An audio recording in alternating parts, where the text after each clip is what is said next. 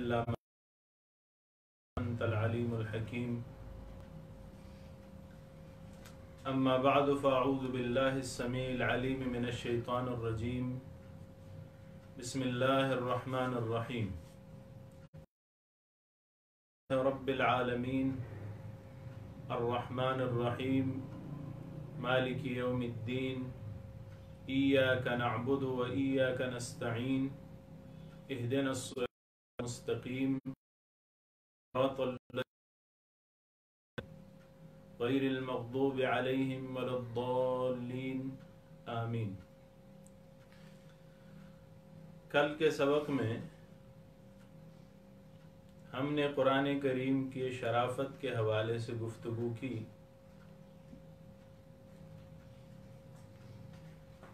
قرآن عظیم الشان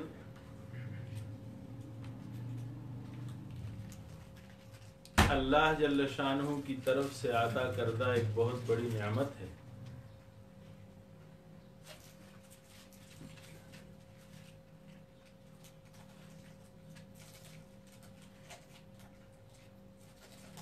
قرآن کریم نے دنیا پہ اپنے اثرات چھوڑے ہیں.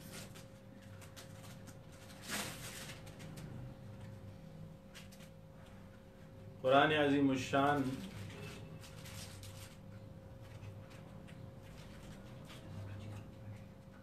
کفار کو بھی متاثر کیے بغیر نہیں رہا.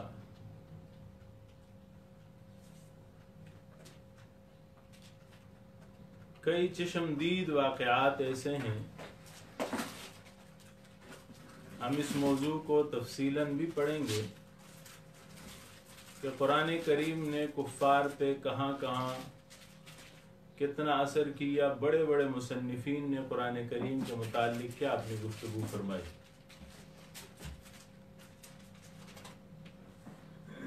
بطور نمونہ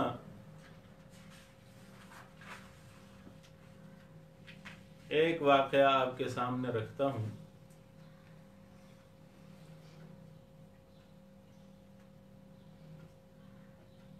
امریکہ کے ایک لینڈ لارڈ نے، جو زمین کا جائیدادی تھا، بہت بڑا مالک تھا،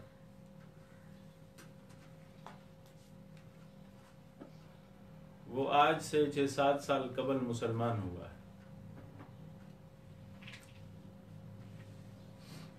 وہ اپنا واقعہ بیان کرتا ہے کہ میں کیسے مسلمان ہوا.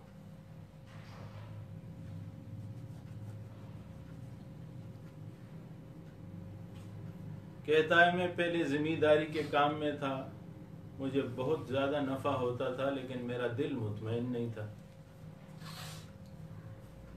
کچھ عرصہ بعد میں نے وہ کام چھوڑا اور تجارت شروع کر دی. مارکیٹ میں آ کے بیٹھ گیا. وہاں بھی چونکہ میں سرمایہ دار تھا تو بہت بڑی قیمت دے کے میں نے مارکیٹ کے بہت بڑے شیئرز حاصل کر لیے، اور جب میں نے حاصل کیے تو مجھے وہاں بھی بہت ترقی ملی، لیکن پھر بھی مجھے اطمینان قلبی نصیب نہیں ہوا. تو میں نے سوچا کہ اپنے دل کو مطمئن کرنے کے لیے میں کچھ اور کام کروں. تو میں نے فلم انڈسٹری جوائن کر لی، اور امریکہ کی فلم انڈسٹری دنیا میں مشہور ہے. انہوں نے میرا مال لیا، سرمایہ لیا، اور میرے سرمایہ پہ ایک فلم بنی، اور اس فلم نے سارے ریکارڈ توڑ دی. اور میں اس کے بعد پھر فلمیں بناتا گیا، اور مجھے اس میں بھی خوب ترقی ملی اور بہت پیسہ کمایا، لیکن مجھے سکون وہاں بھی نہیں ملا. پھر میں نے سوچا کہ اب کیا کروں. تو میں نے کہا چلو چھوڑ دوں، یہی کام صحیح ہے. اب کیا ایک ایک کام چھوڑتا جاؤں اور آگے بڑھتا جاؤں. چنانچہ میں نے اسی کو اپنا کام سمجھ لیا اور کرنے لگا. کہتا ہے کہ ایک دن میں اپنے فلم کی شوٹنگ کے لیے ہمیں مسلمانوں کا رول ایک جگہ کہ ہم نماز کو لے ہیں، تو ہم مڈل ایسٹ آ گئے، متحدہ عرب امارات۔ وہاں ہم نے اپنے ذرائع استعمال کیے، ایک ترجمان پیدا کیا اور ایک مسجد کے امام تک اپروچ کیا۔ ہم وہاں گئے تو انہوں نے اجازت دے دی کہ آپ نماز شوٹ کر سکتے ہیں۔ ہم نے پہلے یہ مطالبہ رکھا کہ آپ ہمارے لیے ایک اسپیشل ایک نماز پڑھائیں اور لوگوں کو جمع کریں، نقلی نماز پڑھائیں، ہم آپ کو پیسے دیں۔ تو فرماتے ہیں کہ انہوں نے انکار کر دیا کہ نہیں۔ پھر انہوں نے کہا کہ آپ ہماری اصلی نماز شوٹ کر سکتے ہیں۔ تو انہوں نے ہمیں مغرب کی نماز کا ٹائم دیا اور ہم مغرب کی نماز میں کیمرے لے کر وہاں پہنچ گئے۔ تو جب پہلی رکعت شروع ہوئی اور میں بھی بیٹھا ہوا تھا، میں سن رہا تھا، قرآن کریم کی تلاوت جیسے ہی شروع ہوئی میرے دل کو وہ سکون ملا جسے میں سال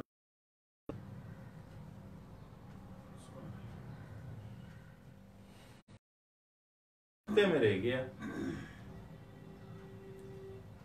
پھر انہوں نے رکوع سجدہ کیا، ظاہر ہے اسے رکوع سجدے کا پہلے تو علم نہیں تھا، لیکن مسلمان ہونے کے بعد اپنا واقعہ سنا رہا ہے کہ رکوع سجدہ کیا، مجھے کوفت ہونے لگی کہ قرآن کب پڑھے گا۔ دوسری رکعت میں امام صاحب نے پھر تلاوت کی، پھر چلا گیا رکوع سجدے میں، پھر بیٹھ گیا۔ پھر تیسری رکعت میں جب اٹھا، مغرب کی 3 رکعتیں ہوتی ہیں، تو امام صاحب خاموش ہو گیا، پڑھ نہیں رہا قرآن۔ تو میں نے اپنے ساتھی کو کہا کہ اسے کہو نا کہ قرآن پڑھے، جو پڑھ رہا تھا وہ پڑھے۔ نے کہا نہیں، یہ جو ترجمان تھا اس نے کہا کہ نہیں، یہ تیسری رکعت ہے اور اس میں خاموش رہنا ہوتا ہے۔ بہر کیف نماز ختم ہوئی، میں نے امام صاحب سے ملاقات کا وقت مانگا، انہوں نے وقت دے دیا خوشی سے۔ پھر ہمیں ایک کمرے میں لے آئے، وہاں ہمیں ہماری خاطر کی۔ پھر میں نے ان سے مطالبہ کیا کہ جو آپ جو پڑھ رہے تھے مسجد میں وہ مجھے ذرا سنائیں۔ تو انہوں نے کوئی تکلف اور مانے بغیر، کوئی حجت کیے بغیر تلاوت شروع کر دی۔ کہنے لگے مجھے سکون ملتا گیا ملتا گیا ملتا گیا، یہاں تک کہ میں اپنے ضبط کو قائم نہیں رکھ سکا اور میں رو پڑا۔ امام صاحب نے مجھے پوچھا کہ آپ کیوں رو رہے ہیں؟ میں نے کہا مجھے عجیب سا سکون مل رہا ہے۔ پھر میں نے قرآن عظیم الشان، انہیں میں نے کہا کہ آپ میرے ساتھ چلیے امریکہ، امام صاحب کو آپ مجھے قرآن سنایا کریں۔ تو انہوں نے مجھے کہا کہ امریکہ میں بھی ایسے قاری موجود ہیں، آپ کسی بھی مسجد میں رابطہ کریں تو آپ کو قاری مل جائیں۔ میں نے کہا اچھا۔ پھر میں واپس آیا اور پھر میں نے وہاں اپنے رابطے جوڑے ایک قاری صاحب کے ساتھ، انہوں نے مجھے قرآن سناتے رہے۔ پھر ایک دن میرے دل میں یہ خواہش پیدا ہوئی کہ یہ جو کہہ رہا ہے مجھے اس کا مطلب تو نہیں پتا، اس کے الفاظ میں اتنی تاثیر ہے تو اس کا معنی اور اس کا مطلب کیا ہوگا۔ چنانچہ میں نے قرآن کریم کا معنی اور مطلب پڑھنا شروع کیا اور پھر میں سیکھ گیا اور پھر میں سمجھا، مجھے ہدایت ملی اور میں نے اشہد ان لا الہ الا اللہ وحدہ لا شریک لہ واشہد ان محمدا عبدہ ورسولہ۔ شاہ فیصل جو ہے سعودی عرب کا، جو وفات پا چکا ہے، اللہ ان کو غریق رحمت فرمائے، ان کے واقعات میں جرمنی کے ایک ڈاکٹر کا ذکر ہے جو مسلمان ہو گیا تھا.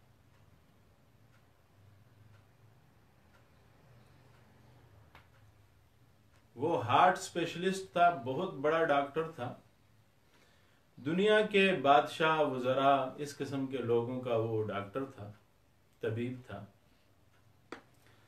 تو وہ خود بھی کہتا ہے کہ مجھے ایک عادت بنی ہوئی تھی کہ جو بھی آتا میں اس سے مذہبی سوال ضرور کرتا تھا. کہتا ہے کوئی عیسائی آ جاتا تو میں اسے پھنسا لیتا تھا کہ تو کیوں عیسائیت مانتا ہے. کوئی یہودی آ جاتا تو میں اس سے بحث کرتا تھا.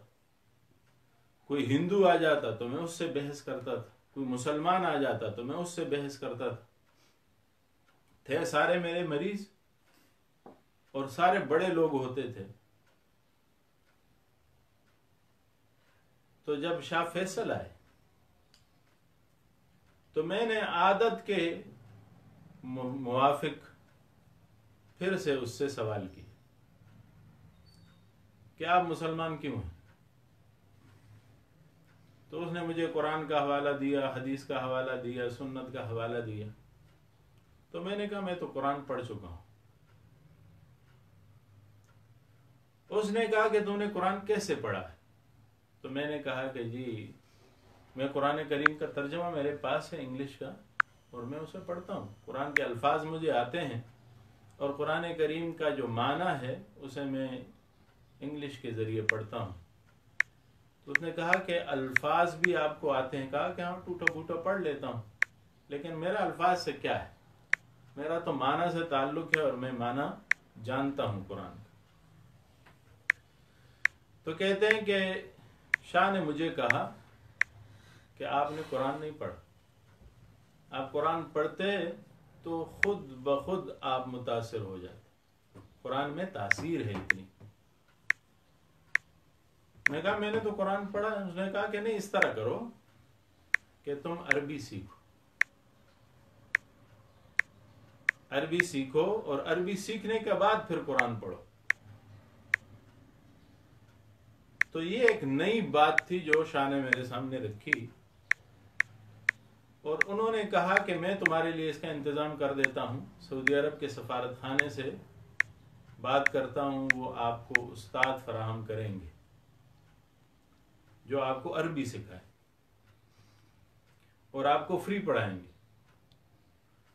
تو کہنے لگے کہ میں نے ان سے کہا کہ نہیں، مجھے فری نہ پڑھائیں، میں غریب آدمی نہیں ہوں، میں انہیں پیسے دوں گا، مجھے پڑھائیں عربی زبان. اور عربی زبان پڑھانے کے بعد ان کے آنے جانے کے جو اخراجات ہیں وہ میں ادا کروں گا، ان کا اکرام بھی کروں گا. 3 سال میں نے عربی پڑھی اور 3 سال کی عربی کو صحیح طرح سیکھنے کے بعد میں نے قرآن پھر کھولا اور قرآن کریم کی کے پہلے سورت کو بھی پڑھنے کے بعد میں متاثر ہو گیا کہ یہ کمال کی باتیں اللہ جل شان نے فرمائی. میں عرض یہ کر رہا تھا کہ قرآن کریم کی تاثیر ہے. ہم پڑھ چکے ہیں کہ قرآن عظیم الشان اللہ جل شانہ کی معظم و معتبر کتاب ہے. یہ جو ہم پڑھ رہے ہیں اسے علم تفسیر کہتے ہیں، یعنی قرآن کریم کا ترجمہ، قرآن کریم کی تفسیر.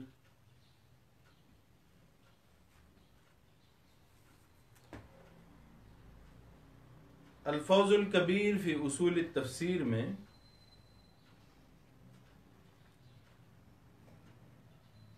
شاہ ولی اللہ رحمۃ اللہ علیہ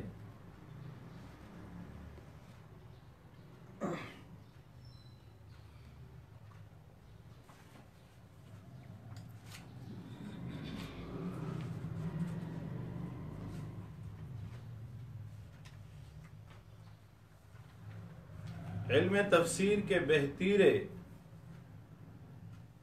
فضائل ذکر کرتے ہیں.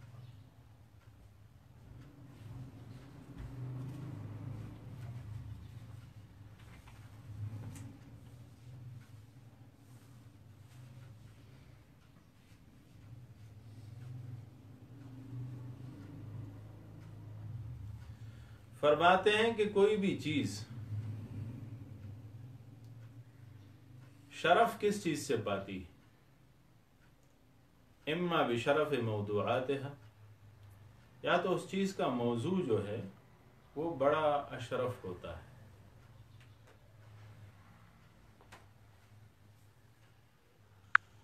وہی المعمول فیہا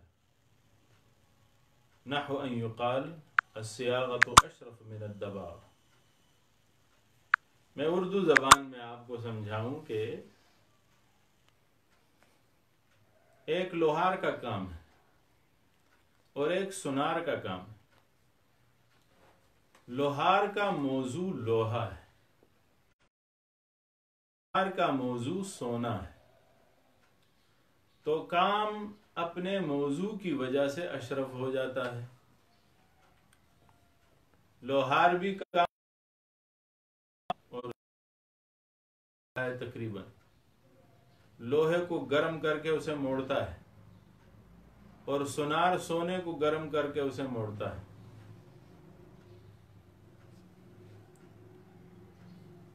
چمڑا سکھانے کا بھی ایک عمل ہے، رنگ دینے کا بھی ایک عمل ہے، ان چمڑا سکھانے کا کام نسبتاً کمزور ہے کیونکہ چمڑا اس کا موضوع ہے۔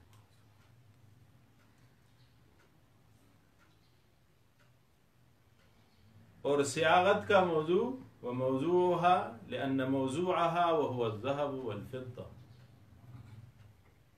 سونا اور چاندی ہے، یہ جو ہے مردے کے چمڑے سے اشرف ہے۔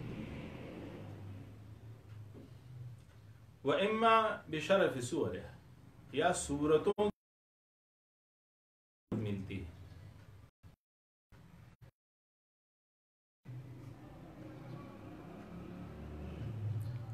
لوہا ہے اور اسی لوہے سے زنجیر بھی بنتی ہے۔ صورت کے اعتبار سے تلوار جو ہے وہ خوبصورت ہے اور زنجیر جو ہے وہ بدصورت ہے، تو اسے ذکر کیا۔ طبع السیوف اشرف من طبع القیود، وإما بشرف أغراضها وكمالها التي غرضها إفادة الصحة۔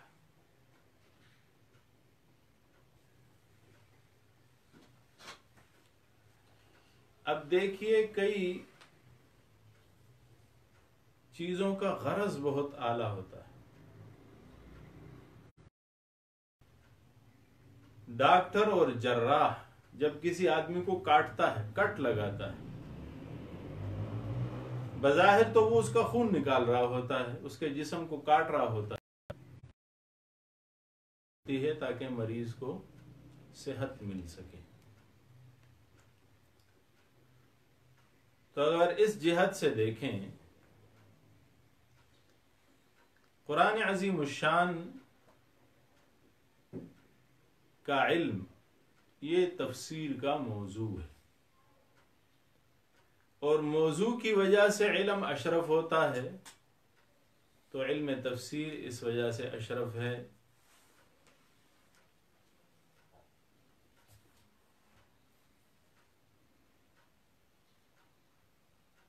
آج کے سبق میں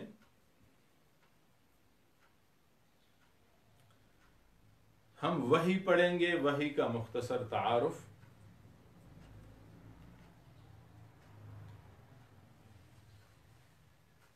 اور وحی کے متعلق معلومات۔ وحی کی اقسام ہیں، پھر وحی کی تقسیمات ہیں۔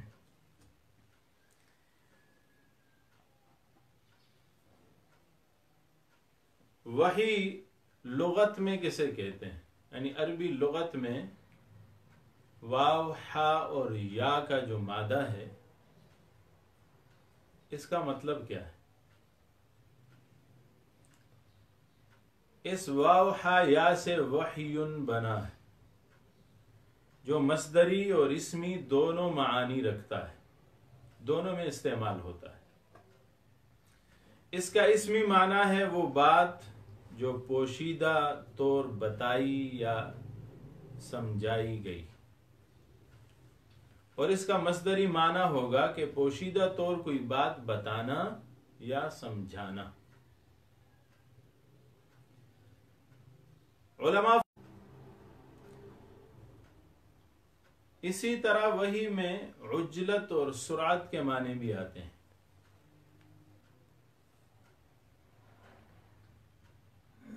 تو خلاصہ اگر نکالیں تو 3 چیزیں نکلیں گی: اعلام، خبردار کرنا، خفا، پوشیدگی، چھپا کے خبردار کرنا۔ الوحی لغتاً الاعلام فی خفاء۔ علامہ جوہری ابن منظور افریقی کہتے ہیں الوحی الاشارۃ والکتابۃ والرسالۃ والالہام والکلام الخفی وکل ما القیتہ الی غیرک۔ آپ کسی اور کو جو بھی چیز پہنچا دیں اپنے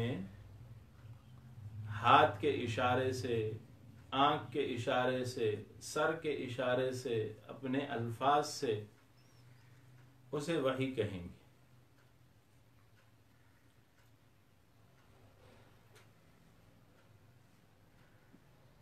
لفظ ایحاء جو ہے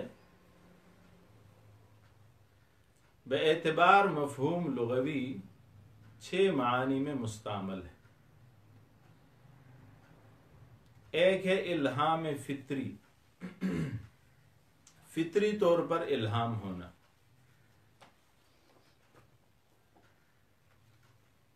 اللہ جل شانہ قرآن عظیم الشان میں اس کا ذکر کرتے ہیں۔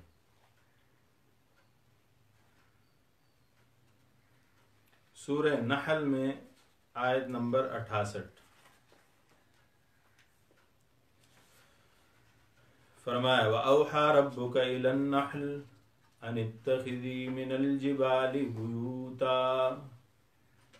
وَأَوْحَى رَبُّكَ إِلَى النَّحْلِ، آپ کے رب نے شہد کی مکھی کی طرف وحی کی۔ علامہ رازی فرماتے ہیں کہ اس وحی سے صلاحیت کا رکھنا مراد ہے۔ اسے کہیں گے الہام فطری۔ یہ ہر حیوان میں تقریباً پایا جاتا ہے۔ بلی سے، بھیڑیے سے، شیر سے، ان چیزوں سے بھاگتی ہے، لیکن جب بلی اس کے بچوں پہ حملہ کرے تو وہ مقابلہ کرتی ہے۔ فطرت کا تقاضا ہے۔ ایحاء کی دوسری قسم ہے، دوسرا مفہوم حکم تکوینی۔ زلزلت الارض زلزالها واخرجت الارض اثقالها وقال الانسان ما لها يومئذ تحدث اخبارها بان ربك اوحى لها۔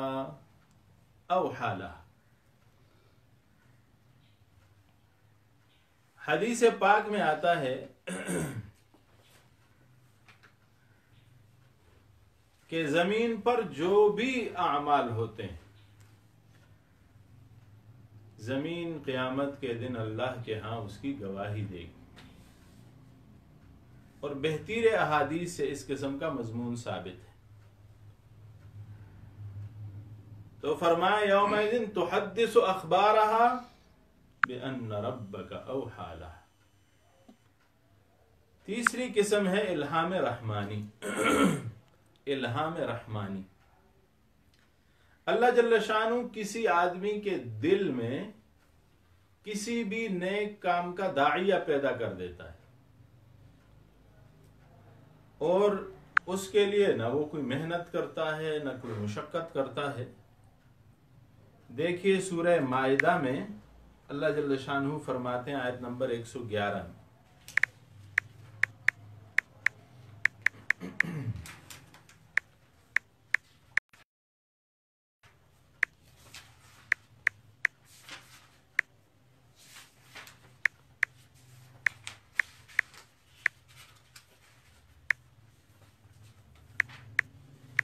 آیت نمبر 111 میں سورہ مائدہ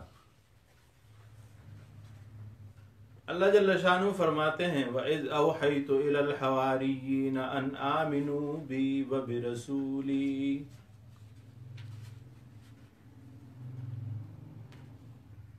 اللہ جل چوتھی قسم ہے وحی للملائکہ، فرشتوں کی طرف وحی کا ہونا۔ دیکھیے سورہ انفال آیت نمبر 12 میں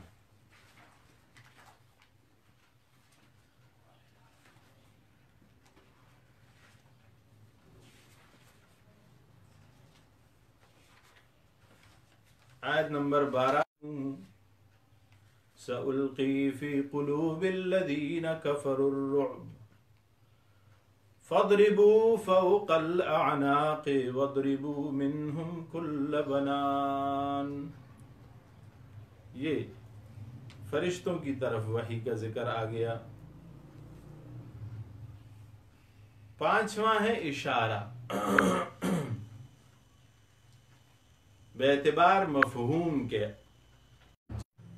اللہ جل شانہ اس کا ذکر کر رہے ہیں۔ چھٹی قسم ہے الہام شیطانی،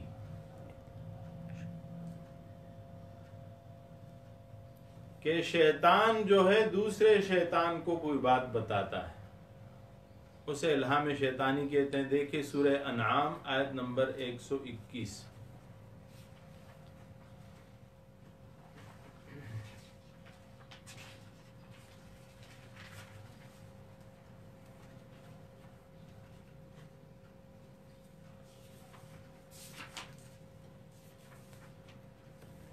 سورہ انعام آیت نمبر 121۔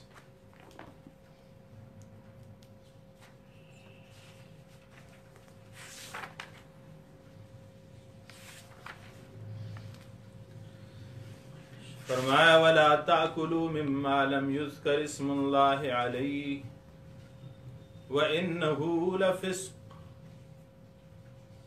وَإِنَّ الشَّيَاطِينَ لَيُوحُونَ إِلَىٰ أَوْلِيَائِهِمْ۔ شیاطین جو ہیں وہ اپنے دوسرے شیطانوں کو شیطانی الہام کرتے ہیں۔ کیوں؟ لِيُجَادِلُوكُمْ، تاکہ وہ تم سے لڑیں، تم سے جھگڑیں۔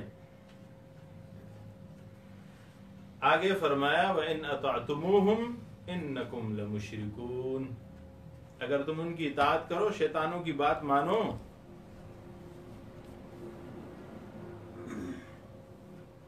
تو تم مشرک ہو جاؤ۔ اور وہی کتابت کے معنی میں بھی ہے، جس طرح ہم پہلے بھی پڑھ چکے ہیں۔ اب آئیں وحی کی اقسام کی طرف اور اصطلاحی مفہوم کی طرف۔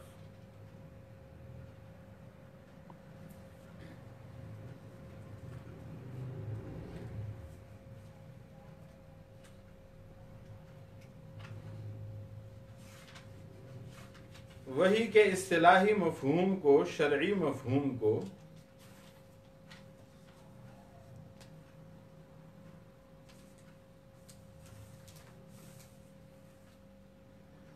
علماء فرماتے ہیں کلام اللہ المنزل علی نبی من انبیائہ، اللہ جل شانہ کا وہ کلام جو اللہ کے کسی نبی پر نازل کیا گیا۔ یہ اصطلاحی مفہوم ہے ایک۔ علامہ بدر الدین عینی اور علامہ حافظ ابن حجر عسقلانی رحمہم اللہ وہ ذکر کرتے ہیں الوحی شرعا اعلام الشرع، وقد يطلق الوحی ويراد به اسم المفعول منه اے الموحى، وهو کلام اللہ المنزل علی النبی۔ یعنی وحی کا اصطلاحی معنی یہ ہے کہ شرعی احکام کی خبر دینا، لیکن اس کا استعمال اس میں مفعول کے معنوں میں بھی ہوتا ہے، یعنی وہ کلام جو کسی نبی پر اتارا گیا۔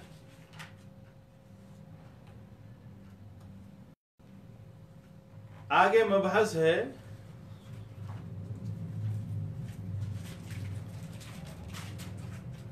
وحی کی اقسام کا۔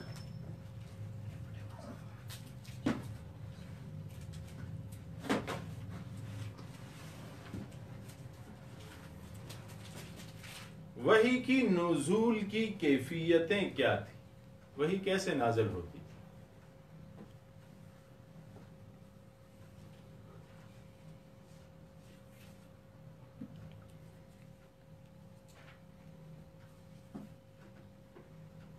ایک وحی کی قسم تو یہ تھی کہ اللہ جل شانہ رسول اللہ صلی اللہ علیہ وسلم سے یا انبیاء سے خود بات کرتے تھے۔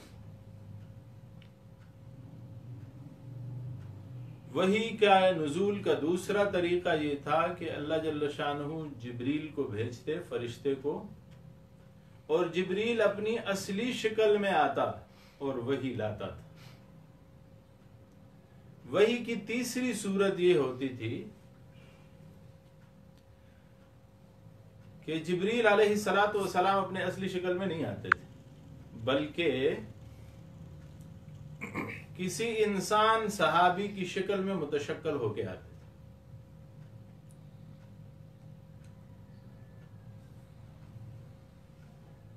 تین، اسماعیل علیہ الصلاۃ والسلام کو ذبح کرنے کا پروگرام بنایا اور اسے بتایا، تو اس کی وجہ کیا تھی؟ خود فرماتے ہیں یا بنی انی ارا فی المنام انی اذبحک فانظر ماذا تری، دیکھی ہے کہ میں تمہیں ذبح کر رہا ہوں۔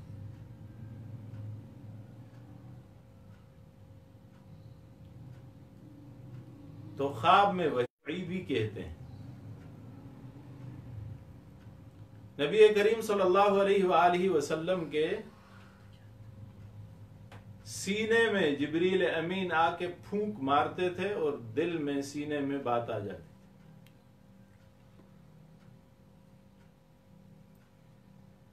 اور چھٹی قسم ہے وحی مثل صلصال،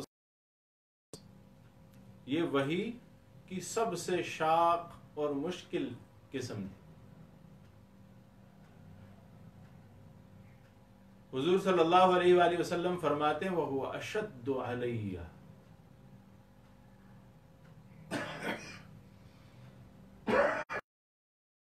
اس میں ذکر کی اس کا تو اللہ جب وحی آگے منتقل کر دے اللہ کے حکم سے، اِنَّهُ عَلِيٌّ حَكِيمٌ، سورہ شورى آیت نمبر 51 میں اس کا ذکر ہے۔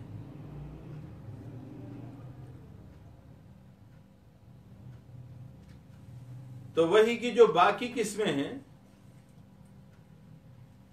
وحی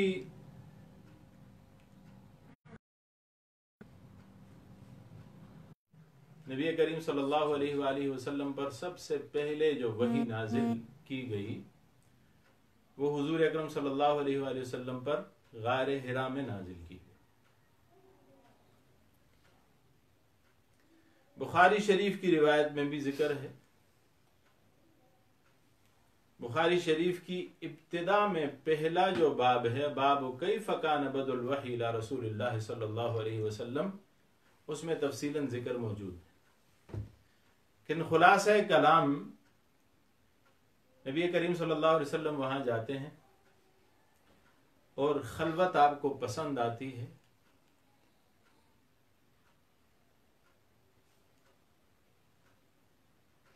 اور حضور اکرم صلی اللہ علیہ وآلہ وسلم وہاں ٹھہرتے ہیں 2 دن۔ ضروریات زندگی جب ختم ہو جاتے تو حضور صلی اللہ علیہ وسلم واپس آ جاتے تھے، گھر سے لے جا کے پھر وہاں چلے جاتے تھے اور وہاں ٹھہرے رہتے تھے نبی کریم صلی اللہ علیہ وسلم، یہاں تک کہ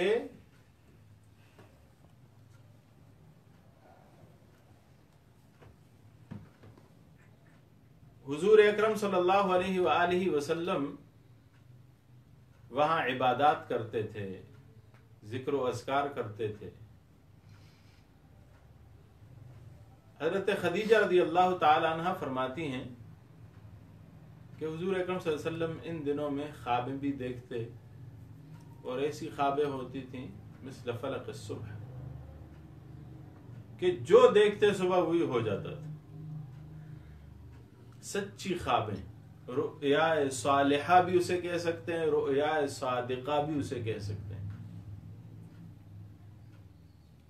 سچی خوابیں دیکھتے تھے۔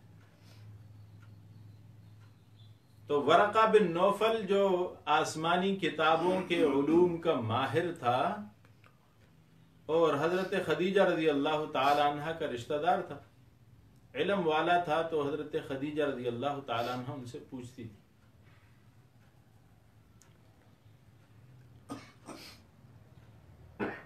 تو نبی کریم صلی اللہ علیہ وسلم کے بارے میں ورقہ بن نوفل جو عالم تھا آسمانی کتابوں کا، اس کا پہلے سے یہ خیال بنا ہوا تھا کہ حضور اکرم صلی اللہ علیہ وسلم نے نبی بننا ہے۔ یہ جو خواب کی سچائی ہے اور صداقت ہے، اس سے معلوم ہوتا ہے۔ خیر، نبی کریم صلی اللہ علیہ وسلم وہاں جاتے رہے۔ حضور اکرم صلی اللہ علیہ وسلم کو پیچھے سے آواز ہوتی، جب آپ واپس جاتے تھے غار حرا سے تو پیچھے سے آواز ہوتی، یا محمد صلی اللہ علیہ وسلم، لیکن پیچھے تو کوئی تھا نہیں، تو حضور اکرم صلی اللہ علیہ وسلم پیچھے مڑ کے نہیں دیکھتے تھے۔ تو ورقہ بن نوفل سے حضرت خدیجہ رضی اللہ تعالی عنہ کے واسطے سے معلوم کیا کہ یہ کیا ہے۔ فرمایا یہ نبوت کی طرف ایک اور قدم ہے۔ خدیجہ محمد کو کہہ دو صلی اللہ علیہ وسلم کے، رک کے سنیں، لبیک کہے، کون ہے، کیوں بلا رہا ہے۔ حضور اکرم صلی اللہ علیہ وسلم کو جب اگلی دفعہ بلایا گیا تو حضور صلی اللہ علیہ وسلم رک گئے۔ تو پھر روایت میں ذکر ہے کہ نبی کریم صلی اللہ علیہ وسلم فرماتے ہیں، میں نے ایک چیز دیکھی جس کی کوئی انتہا نہیں تھی، دائیں بائیں اوپر نیچے کوئی انتہا نہیں۔ یہ حضرت جبریل اپنی اصلی شکل میں تشریف لائے تھے۔ جبریل علیہ الصلوۃ والسلام کے 600 پر ہیں، اور ایک پر پہ جبریل علیہ السلام نے بابل کی 12 لاکھ کی آبادی کو اٹھا کے پھینک دیا تھا، یعنی ایک پر اتنا بڑا ہے۔ ایک روایت میں آتا ہے کہ جبریل اگر 2 پر پھیلا دے تو ساری دنیا پہ سایہ ہو جائے، ساری دنیا اس کے نیچے آ جائے۔ تو اب جبریل کتنا ہوگا جس کے 2 پر اتنے ہیں۔ تو حضور اکرم صلی اللہ علیہ وآلہ وسلم پر ہیبت طاری ہوئی۔ انہوں نے نبی کریم صلی اللہ علیہ وآلہ وسلم کو پکڑا اور اپنے ساتھ جوڑا اور بینچا، زور دیا اور کہا اقرأ، پڑھو۔ تو حضور صلی اللہ علیہ وسلم نے فرمایا ما انا بقارئ، میں تو ان پڑھ ہوں۔ اس نے پھر زور دیا اور پھر کہا اقرأ، حضور نے فرمایا ما انا بقارئ۔ اس نے پھر تیسری دفعہ بینچا اور زور دیا اور کہا اقرأ، حضور نے فرمایا ما انا بقارئ۔ چوتھی دفعہ اس نے کہا اقرأ باسم ربک الذی خلق، خلق الانسان من علق، اقرأ وربک الاکرم الذی علم بالقلم، علم الانسان ما لم يعلم۔ پہلی وحی آ گئی۔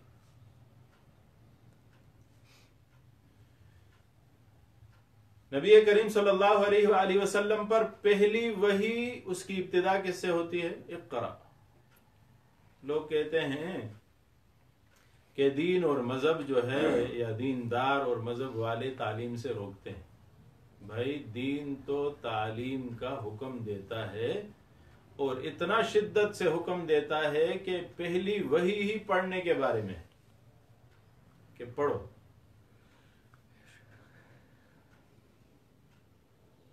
تعلیم ضروری ہے۔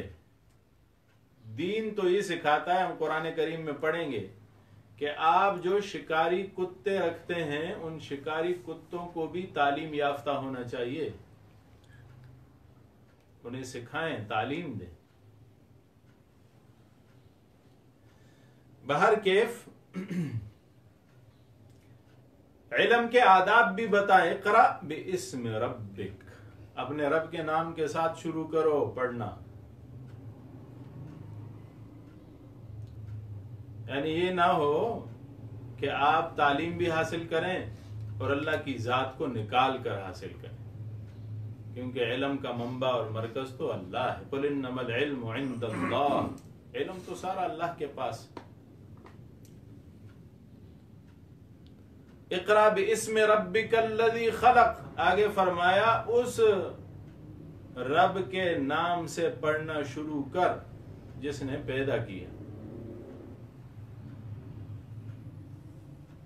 خلق الانسان من علق، انسان، اگلی آیت میں انسان کی تخلیق کا ذکر ہے۔ پھر فرمایا اقرأ وربک الاکرم، پڑھو اور ڈرو مت۔ جو علم حاصل کرتا ہے اللہ اسے عزتوں سے نوازتے ہیں۔ وربک الاکرم، تمہارا رب عزت والا ہے۔ الذی علم بالقلم، دیکھیے پھر قلم کا ذکر آ گیا جو پڑھنے کا آلہ ہے۔ علم الانسان ما لم یعلم، اللہ جل شانہ نے انسان کو وہ سکھایا جو وہ نہیں جانتا تھا۔ بہر کیف عرض کرنے کا مقصد یہ کہ وحی ایسے نازل ہوتی تھی کہ جبریل اپنے اصلی شکل میں تشریف لاتے تھے،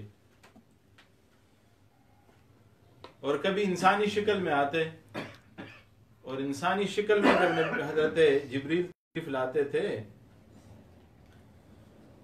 تو زیادہ تر دحیہ کلبی نامی صحابی تھے، خوبصورت صحابی تھے، تو ان کی شکل میں آتے تھے تاکہ نبی کریم صلی اللہ علیہ وسلم پر بوجھ نہ پڑے، کیونکہ پہلی وحی سے تو بہت زیادہ بوجھ پڑ گیا تھا۔ جبریل امین جیسے ہی گئے، حضور گھر تشریف لائے تو کپ کپی تاری تھی، بخار چڑھا ہوا تھا۔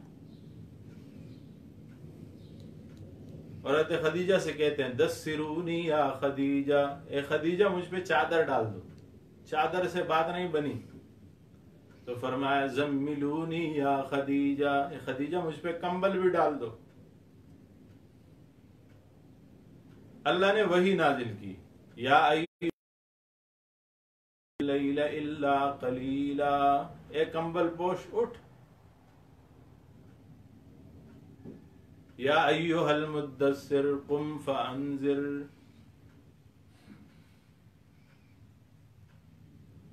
اپنے مقامات پہ اس کی تفصیلات کا ذکر کریں گے۔ بہرحال میں ذکر کر رہا تھا کہ وحی کے طریقے 6 تھے۔ خوابیں دیکھتے تھے، اللہ خود بات کرتے تھے براہ راست اور پردے کے پیچھے۔ براہ راست آسمانوں پہ لے گئے، وہاں بات ہوئی، پردے کے پیچھے دنیا میں بھی باتیں ہوئیں، اور فرشتہ اپنی شکل میں آتا، فرشتہ انسانی شکل میں آتا تھا، اور رؤیا صالحہ سچی خوابیں، اور نفس فی الروح جسے وحی روعی اور وحی قلبی، حدیث پاک میں آتا ہے، نبی کریم صلی اللہ علیہ وآلہ وسلم ارشاد فرماتے ہیں ان روح القدس نفس فی روعی، روح القدس آئے یعنی جبریل امین آئے اور انہوں نے میرے دل میں پھونک ماری، اور اس سے مجھے اس بات کا علم ہوا۔ وحی کی باقی اقسام بھی ہیں، انشاءاللہ العزیز ہم کل پڑھیں گے۔ علوم القرآن کے درس کا ابھی اختتام کریں گے، 5-7 منٹ کے وقفے کے بعد انشاءاللہ العزیز ترجمہ اور تفسیر کی کلاس ہو۔